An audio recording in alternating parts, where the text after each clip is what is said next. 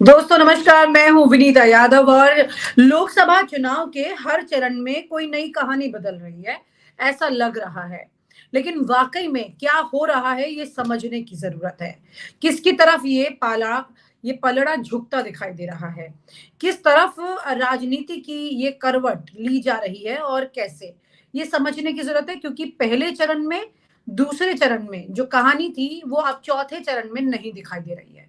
आइए बात करते हैं डॉक्टर सीपी राय जी से, पॉलिटिकल एनालिस्ट। और डॉक्टर सीपी राय जी जो कि हर बात बेबाक तरीके से सच बोलते हैं और खास तौर से उस वक्त बोलते हैं जब लोग शायद ये समझना नहीं चाह रहे हैं कि स्थितियां क्या कह रही हैं। सर नमस्कार। जी नमस्ते विनीता जी। सर नमस्ते। सर यहाँ पर एक बड़ी बात यह है कि लोगों को समझने की जरूरत है कि क्या वाकई में इस वक्त जो चुनाव है वो बार बार कुछ अपनी चाल बदल रहा है या कुछ ऐसी स्थितियां अब सामने आ रही हैं जो कि लोग भाप नहीं पा रहे हैं और कहानी अभी किसकी तरफ ज्यादा झुकती दिख रही है सर। विनीता जी, ये चुनाव अपनी चाल चल चुका है। पहले चरण में शुरू हुआ और पहले चरण में ही सत्ता विरोधी एक लहर चालू हुई है। दूसरे चरण में थोड़ी और आगे बढ़ी है, तीसरे चरण में थोड़ी और आगे बढ़ी और चौथे चरण में काफी आगे बढ़ गई। जो हम लोगों के पास रिपोर्ट है, जैसे अभी चौथे चरण की बात कर लूं मैं, इसमें 96 सीट पर चुनाव हुआ। उसमें 43 सीट बीजेपी की थी। लेकिन हमारे पास जो अपनी रिपोर्ट्स है और जगह जगह तमाम साथियों से बात हुई है, उसके हिसाब से केवल 17 या 18 सीट पर ही बीजेपी मजबूती से लड़ती हुई दिख रही है। उत्तर प्रदेश की जो 13 सीट थी वो सबकी सब बीजेपी की थी। लेकिन इस चुनाव में मुश्किल से 5-6 सीटों पर उनमें से बीजेपी मजबूती से लड़ती दिख रही है। लड़ाई तो वैसे हर सीट पर होती है, लेकिन बाकी सीट पर इंडिया गठबंधन कुछ आगे दिखलाई पड़ रहा है। दरअसल 10 साल की जो नाकामी है सरकार की, 10 साल की जो वादा खिलाफी है, और बहुत जब कोई बोल देता है, उम्मीदें बहुत जगा देता है, तो उसके खिलाफ जो नाउम्मीदी है, जनता में उसका दिल टूटा है। उसके अलावा उसने कुछ सुपरमैन मान लिया था मोदी जी को। लेकिन मोदी जी के शब्दों पर जब बहुत तरह के फर्क आने लगे और मोदी जी जब ये कहने लगे कि मैं हेलीकॉप्टर से सड़क पर चल रहा था तो मेरे साथ रैली चल रही थी, या सहारनपुर की लड़कियों का कारोबार, या और तरह तरह की बातें, अभी उन्होंने कह दिया कि नवीन पटनायक से पूछ लो, उनके जिले के कैपिटल का नाम उनको नहीं पता है। तो अब उसका मजाक उड़ने लगा है। और जो लोग नए नए किन्हीं कारणों से सुपरमैन और मेन मीडिया के प्रचार के कारण मोदी जी को कोई सुपरमैन मान के बैठे हुए थे और लगता था कि कोई सुपरमैन है, और उसके धोखे में एक लंबा समय उन्होंने गुजार दिया, उन सब लोगों का भी दिल टूटा कि हम तो क्या समझ रहे थे और मोदी जी क्या निकलते जा रहे हैं, ये क्या क्या बातें मोदी जी बोल रहे हैं। वो एक बड़ा तबका नौजवानों का जो कोई नया एक गुजरात मॉडल की उम्मीद कर रहा था, 6 दिन का उम्मीद कर रहा था, जो एक मजबूत देश की उम्मीद कर रहा था, जो उनके भाषणों पर विश्वास कर रहा था, जब उसने देखा कि चीन के बॉर्डर पर हमारे 20-22 लोग शहीद हो गए और उसके बाद चीन हजारों मील मील अंदर घुस गया, जब उसके पास मोबाइल सबके पास है, सबके पास जानकारियां हैं, ठीक है मुख्य मीडिया नहीं दिखा रहा है लेकिन आप लोग दिखा रहे हैं, तमाम और स्रोत हैं दिखा रहे हैं, आप लोगों ने इसमें बड़ा काम किया है। आप सब लोगों के मीडिया ग्रुप ने, जितने भी आप लोग हो, वो बड़ा काम कर दिया है और उसकी रीच बहुत ज्यादा हो गई। तो लोगों तक ये बात पहुंची कि देश का कर्जा तो 4 गुना बढ़ गया। फिर लोग सोचते हैं कि काम क्या किया, फिर अपने अपने जिले अपने नगर के अगल बगल देखते हैं कि यहाँ बीजेपी की सरकारों में क्या काम हुआ। मोदी जी जब आए थे 2014 में भाषण देने और वोट मांगने, और 2019 में जब भाषण देने आए थे तो उन्होंने क्या क्या बातें कही थी। लोग स्मृति पलट करके उसको देखते हैं, उसको टटोलने की कोशिश करते हैं, अपने स्मृति में दोबारा लाने की कोशिश करते हैं कि क्या क्या वादे किए थे, फिर आपस में चर्चा करते हैं कि इसमें से कुछ हुआ नहीं। तो एक तरफ वो नाकामी, वो असत्य साबित हो जाना, वो अच्छी सरकार का नहीं चला पाना, सारे इशूज पर फेल हो जाना, एक तरफ वो, और दूसरी तरफ उनके भ्रम का टूटना, ये सारे कारण एकजुट होकर के ऐसे बने। 45 साल की सबसे बड़ी बेरोजगारी, रुपया पाताल में चला गया है, महंगाई आसमान पर चली गई है। तो जो जो भी चीजें थी, किसान आत्महत्या कर रहा है, नौजवान आत्महत्या कर रहा है, उसके कारण पूरे देश का मिजाज एक जैसा बना है। और पिछले कई चुनाव से ऐसा कुछ ट्रेंड देखने को मिलता है कि जनता जब भी फैसला करती है तो एक तरफा करती है, किसी एक के पक्ष में करती है। 4 लोग अगर खड़े होते हैं, किसी 2 के बीच में ही निर्णय हो जाता है पक्ष और विपक्ष का। तो वो स्थिति देखने को मिल रही है। इस बार इंडिया गठबंधन के रूप में एक उसको बड़ा मजबूत विकल्प मिला। उधर राहुल गांधी की 2 यात्राओं ने एक बड़ी उम्मीद जगाई। राहुल गांधी के चेहरे को खराब करने, उनकी छवि बिगाड़ने पर हजारों करोड़ रुपए खर्च किए गए, लेकिन जब उनके पैरों में छाले पड़े और 4000 मील पैदल चल दिए, फिर 6700 मील चल दिए वो, तो उससे क्या हुआ कि एक भ्रम टूटा लोगों का, और लोगों को लगा कि ये तो एक अलग तरह का आदमी है, हमको आरएसएस ने क्या बताया था। ये सब कुछ मिला जुला करके एक पैसा पैकेज बना है जो आरएसएस और बीजेपी के बहुत बुरी तरह खिलाफ बन गया है इस देश में, और उसका खामियाजा बीजेपी को और आरएसएस को भुगतना पड़ रहा है इन सारे चुनाव में। विनीता जी। सर, ये आपको वाकई में लगता है कि स्थितियां भी जो हैं वो गठबंधन के फेवर में जा रही हैं? विनीता जी, स्पष्ट बहुमत से मेरा मानना यह है, और मैंने तमाम आप जैसे और साथियों से बात की है। जैसे कल का चुनाव हुआ तो मैंने बहुत सारे, आप जैसे नाम नहीं लूंगा, किस किस का नाम लूं, बहुत सारे साथियों से बात की, और वो नेताओं से बात नहीं किया, पत्रकारों से और तमाम सोशल एक्टिविस्ट से और लोगों से बात किया।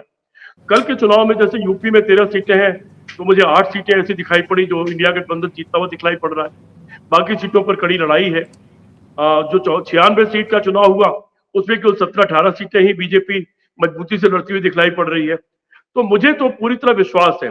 मैंने जो आकलन किया है, पिछला आकलन में, मुझे आपको याद होगा मेरी बातों का, मेरे जो आकलन है और तमाम जो सोर्सेज से मैंने बातें की है, उससे निष्कर्ष ये निकला है अब तक कि बीजेपी मैक्सिमम 176 सीट जीतेगी, उससे अधिक नहीं जीत रही है। दिनों दिन अगर ये हवा और खराब होती जाएगी तो बीजेपी की सीटें और भी कम हो सकती है। इसके बारे में हम लोग आगे चल के बात करेंगे। सर, ये कौन से राउंड से आपको लग रहा है कि स्थितियां मतलब बीजेपी के लिए मुश्किल पैदा कर रही हैं? क्योंकि यहाँ पर अमित शाह तो बहुत क्लियरली कह रहे हैं कि वो अमित शाह को कहना भी चाहिए, उनका कर्तव्य अपनी पार्टी के लोगों का मनोबल बढ़ाए रखना, उनका कर्तव्य अपने कार्यकर्ताओं में दम दिए रहना, उसको कहना भी चाहिए। लेकिन मैंने अभी आपको शुरू में एक बात कही, आखिर कोई वोट किसी नेता को क्यों देता है? वोट इसलिए देता है, 2 कारण होते हैं। एक तो यह कि पिछला जो नेतृत्व देश का नेतृत्व कर रहा था और सरकार चल रही थी, उसमें क्या कमियां नाकामियां रही, और जो विपक्ष में थे उन्होंने उसके खिलाफ क्या माहौल बनाने में कामयाबी हासिल की। एक तो यह होता है, उसके खिलाफ एक नकारात्मक वोटिंग होती है। दूसरा एक सकारात्मक वोटिंग होती है कि नेता के अंदर क्या सपने उसने दिखाए। उसने अच्छे दिन का सपना दिखाया, गुजरात मॉडल का सपना दिखाया, एक मजबूत देश का सपना दिखाया, पाकिस्तान के सीमा पर एक के बदले 10 सिर का सपना दिखाया, उसने चीन को लाल आग दिखाने का सपना दिखाया, उसने हर साल 2 करोड़ रोजगार का सपना दिखाया, उसने 2022 तक किसानों की आय दोगुनी करने का सपना दिखाया। तो इस तरह के जो तमाम सपने दिखाए, सबके पक्के घर का सपना दिखाया, हर गांव नल से जुड़ जाएंगे और पाइप से जुड़ जाएंगे उसका सपना दिखाया, गंगा समेत सारी नदियां साफ हो जाएगी उसका सपना दिखाया। तो ये जो तमाम सपने दिखाए गए, तो ठीक है, एक चुनाव के बाद आदमी सोचता है कि 5 साल कम रह गए, एक मौका और देके देखते हैं, शायद अब कर लें, हो सकता है चीजें पाइपलाइन में हो। लेकिन 10 साल का काल बहुत लंबा होता है किसी को असेस करने के लिए।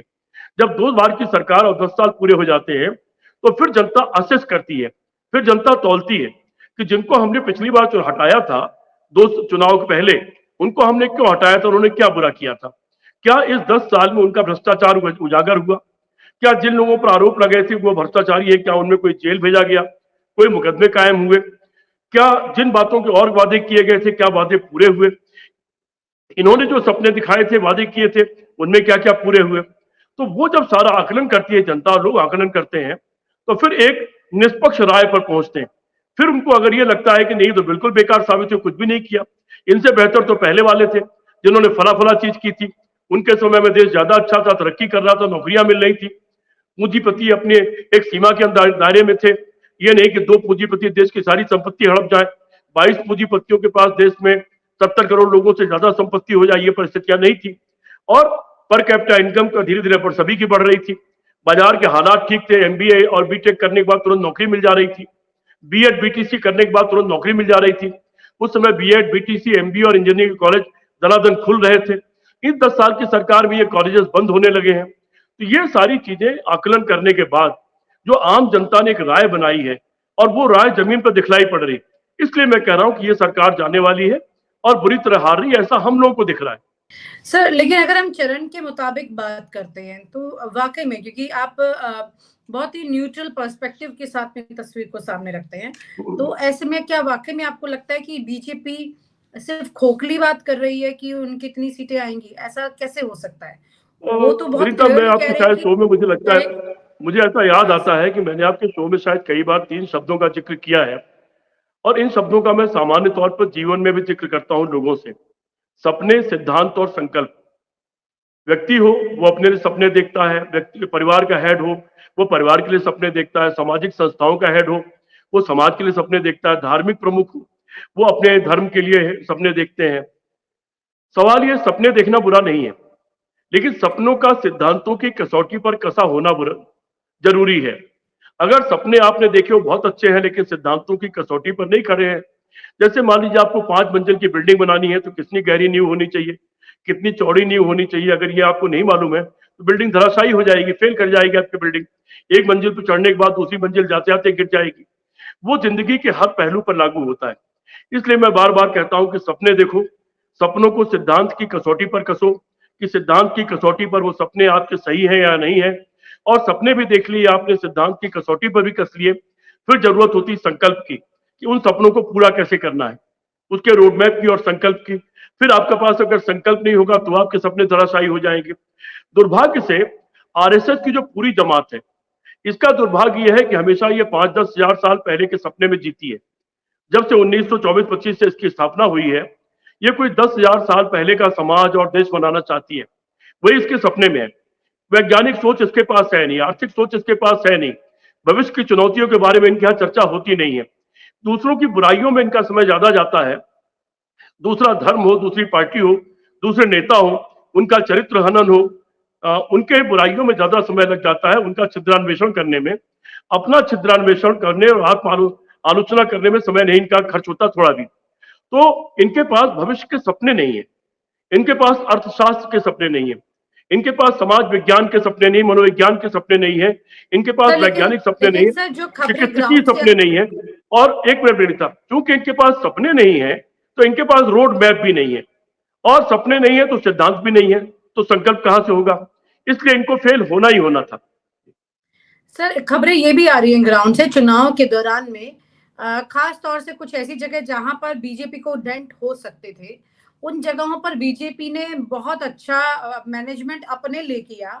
भले वो लोकतंत्र के लिए बड़ा शर्मनाक स्थिति हो कि आप लोगों को वोट नहीं डालने देने जा रहे हैं, और जो एक पुरानी परेशानी है कि कैसे लोग के नाम वोटर लिस्ट से गायब हो जाते हैं, गलत नाम होते हैं, कोई उनकी जगह वोट डाल के आ रहा है, जी ये तमाम तरह की जी जी। परेशानियां दिख रही है। तो बीजेपी ने इस पर काफी ज्यादा काम तीसरे और चौथे चरण में किया है। तो आपको तब भी ये उस पर लगता है कि अगर कि आप, क्योंकि जो बात आप कह रहे हो बहुत एक स्ट्रेट बात कह रहे हैं, ये तमाम साम दाम दंडभेद वाली राजनीति में कैसे सटीक बैठेगी सर? विनीता जी, हमारे आप जैसे जो लोकतंत्र के प्रहरी हैं, हम लोगों की निगाह उस पर है, और आम जनता की निगाह भी है। ये दृश्य हमने भी देखे, जैसे हमारे यहीं पास में सीतापुर का मैंने दृश्य दिखा। वहां पर एक पुलिस अधिकारी ने रोकने की कोशिश की, बाद में पुलिस ने रोकने की कोशिश की। लेकिन ये भी देखा कि इसके पहले हमने रामपुर का चुनाव देखा था, जिसमें डंडा फटकारने पर लोग भाग जा रहे थे और वहां वोटिंग केवल 30% हुई। लेकिन इस बार मैंने देखा कि लोग जम के बैठ गए। एक नौजवान को देखा जो आंख में आंख मिला करके और पुलिस वालों से झगड़ा कर रहा था कि आप लोकतंत्र के हत्यारे हो, हम नहीं जाएंगे यहां से, हम तो आपसे लड़ेंगे। और वो बकायदा जूझ रहा था, और उस जूझने का परिणाम था, बोले हम हिलेंगे ही नहीं। तो हिलेंगे नहीं तो फिर वोट डलवाना पड़ा। तो ये कितना भी कर ले, जब जनमत एक तरफा और खिलाफ हो जाता है, तो आप नाम काटोगे, लेकिन जिनका आप नाम नहीं काट रहे वो आपके खिलाफ हो गए हैं, जिनको आप नहीं भगा रहे हो वो आपके खिलाफ हो गए हैं। तो परिस्थितियां कुछ इस तरह की हैं। इसलिए मैं कह रहा हूं कि ये चुनाव बीजेपी के लिए बहुत भारी साबित होने जा रहा है। जी सर, कुल मिलाकर के कहा जा सकता है कि राजनीतिक परिदृश्य में अगर आज की तस्वीर को देखा जाए तो वो कुछ इस तरह से इस वक्त डिस्टर्ब हो रही है, जिसके चुनाव के परिणाम जो है उससे इफेक्टेड हो सकते हैं। अभी जो सर कह रहे हैं उसमें दो चीजें हैं बहुत क्लियरली। एक तो ये कि इस वक्त लोगों की चॉइस जो है वो सरकार पर सवाल उठाने को लेकर बनी हुई है, और दूसरी तरफ वो है जो कि परिणाम जो फाइनली अब जिस तरह की सामदाम दंडभेद और लोकतंत्र को दबाने की परिस्थितियां दिखाई देती हैं, वो एक अलग तरह की राजनीति इस वक्त उसमें चल रही है। खैर बड़ी बात ये होगी कि 4 जून को जो रिजल्ट निकल कर आएंगे, हालांकि बहुत ज्यादा उम्मीद इस बात की नहीं है कि बहुत ट्रांसपेरेंसी के साथ चीजें चल रही हैं, लेकिन फिर भी उम्मीद करते हैं कि लोकतंत्र की गरिमा को बनाए रखने के लिए कम से कम परिणाम सामने आए। Thank you so much sir. और आप हमसे जुड़े रहने के लिए सब्सक्राइब करें YouTube पर, फॉलो करें ट्विटर पर और लाइक करें Facebook पर। और ज्यादा जानकारी के लिए आपको टाइप करना होगा सिर्फ न्यूज नशा।